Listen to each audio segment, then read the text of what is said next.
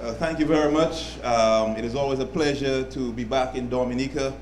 I had an exciting 2 days with Liat trying to come from Puerto Rico and Antigua, and there was some concern that I would not make it, but I am here, and I would like to address you. Let me first start by thanking a number of people who are here in the audience today who have contributed to my achievements thus far. And there are so many names that I can't even count a lot of them, but because you can see Glenda and Sharon that's over there from the community of Newtown, and they were certainly instrumental. My parents, faculty members and teachers as well. Dr. Peters and Honorable Seja, I appreciated your message of hope and optimism, and my message today is similar, but I can guarantee you that there was no plagiarism. What I think it demonstrates is that the common vision that we have for the advancement of Dominica. And you know, they always say great minds tend to think alike. You all look good today. Turn around to the person next to you and tell them you look good. Excellent. Do one more thing for me. Turn around to the person next to you and tell them you smell good.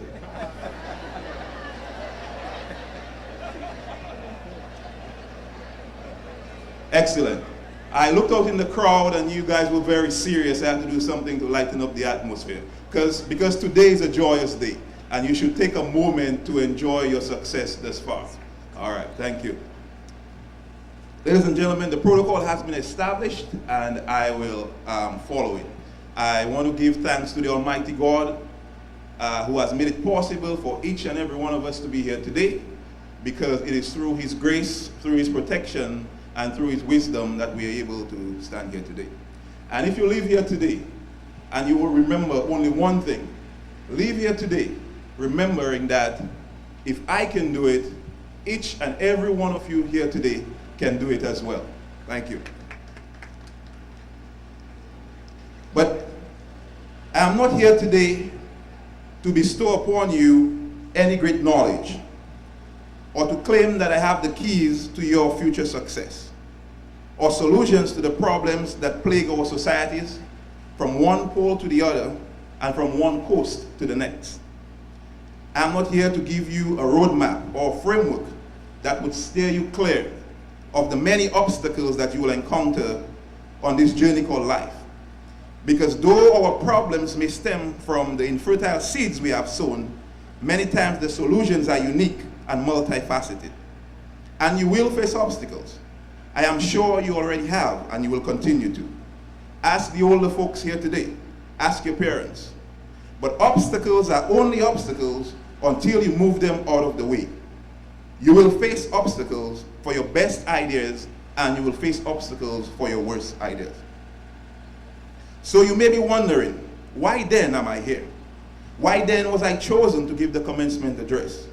Out of all the great accomplished people at home and abroad, why me? My friends, I'm here for a very simple reason. I'm here to share a story with you. A story about a boy who had a dream. A dream rooted in the fundamental belief that it is God's will for His people to prosper. A dream rooted in the fundamental belief that your circumstances today do not always have to dictate your conditions of tomorrow.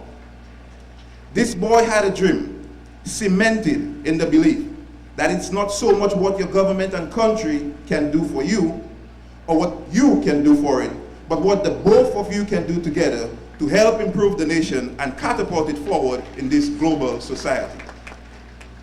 This boy had a dream forged in the belief that indeed we are our brother's keepers, irrespective of his mental acumen, his religious belief, or political persuasion.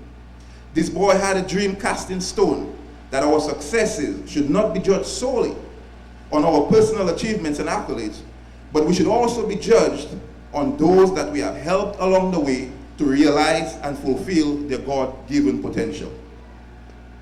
This boy was like many of you seated here today,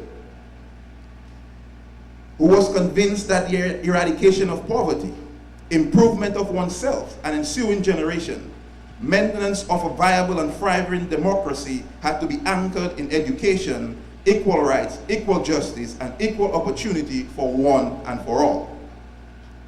You may have figured out by now that this boy was me, not so long ago. That boy was me who roamed the streets of Newtown and Roseau, who drove the streets from Maho to Tebow. That boy was me who seaward to songs of CK, Serenade, and Triple K, who walked the streets with torn pants and busted shoes, who cooked with cheddar shin and Maggie cubes. That boy was me who had no idea how he would afford a college education, but knew, by the grace of God, a living dream and the skills, knowledge, and preparation he had received in this great country, that it would happen. My friends, how many of you today have a dream? How many of you in the audience had a dream that you have allowed to be suppressed by the trials of life, financial circumstances, or discouragement and lack of support from those close to you? I am here to remind you today that it's not too late to accomplish those dreams. Remember, goodness and mercy shall follow you all the days of your life. Not just some, but all. I am here to remind you that everything you need to succeed has already been granted upon you. Many of my colleagues claim that they will not return to Dominica because of the lack of jobs. And it annoys me tremendously. Be not mistaken that the ability to be successful in these other countries is inextricably linked to the seeds that were sown into them right here in Dominica. The educational foundation, the work ethic, the pursuit of excellence, and the drive and desire to succeed was sown right here in Dominica. So instead of complaining there are no jobs, how about you return and create a job or two? It is also important that the government policies, economic, educational, and social, create an environment conducive to the return of nationals ready to invest in job creation in Dominica. I am reminded of a story. God said to the oyster, I will give you a home, shelter, and food. I will put you at the bottom of the ocean so you'll be protected from your enemies. When you're hungry, open your mouth. Water will rush in with food. The oyster had everything handed to him, and he went nowhere. God also created the eagle. He said, go build your house on top of a mountain or a tree. You will have to fly miles through sun, rain, snow to get food to feed your young. And additionally, your hunts will be successful only 5% of the time. Today, the oyster is still at the bottom of the ocean while the eagle continues to soar.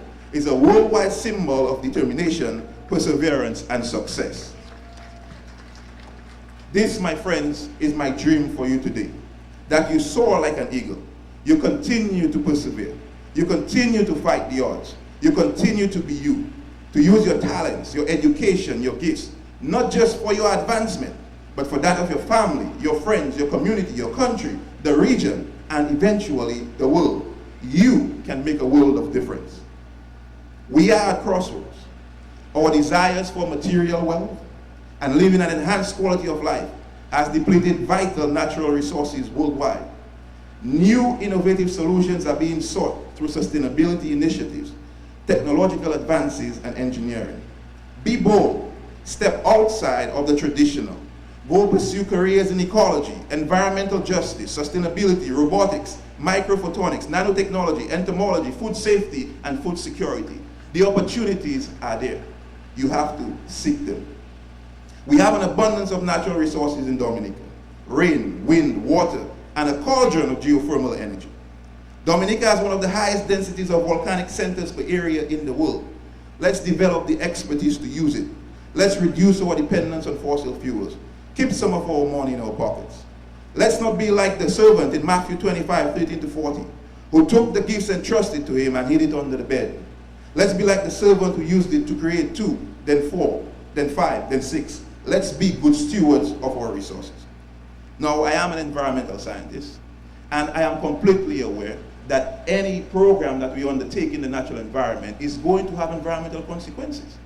But we cannot allow the fear of environmental consequences to dictate the path that we take to enhance and secure our future.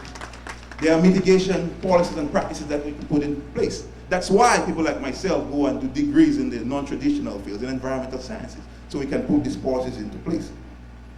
Whether or not you agree that humans are causing climate change, the fact remains, climate is changing. Some countries will benefit from climate change, others won't. Hurricanes are predicted to be more catastrophic. Heat and drought more intense. Sea level rise and coastal flooding. Saltwater intrusion into groundwater aquifers. Water scarcity, which will lead to more conflict. These problems will need resolution. They will require compromise. They will require expertise in natural resource management, conflict resolution. They will require leadership. Are you going to accept the call? Will you step up to the plate and be part of the solution and not part of the problem? It is my hope for you. It is my dream for you. It is my belief in you that you have everything required to accept the challenge and make a difference. So go do just that. While you're doing it, do it with humility. Do it with integrity. Help someone along the way and do it with a grateful heart. And when you're done, share your story. Let them know that you started from the bottom, now you're here. Let them know that you started from the bottom, now your whole crew is here. Let them know that you have traveled through the heights and the depths. You have trampled frustration and you have conquered stress, because the power of God preserves you. Then at the end, go back and say to them, if I could do it, you can too. Thank you very much.